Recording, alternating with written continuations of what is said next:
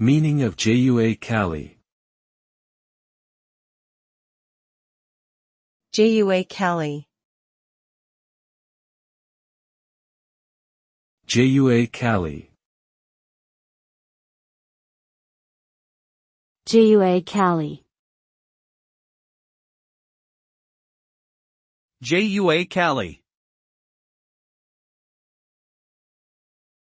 Jua Kali is a Swahili term that translates to hot sun in English.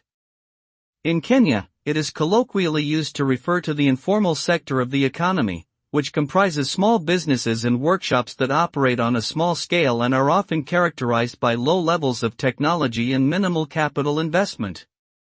These businesses are typically found in urban areas and are often run by self-employed individuals or small groups of workers who are skilled in various trades such as metalworking, carpentry, and tailoring.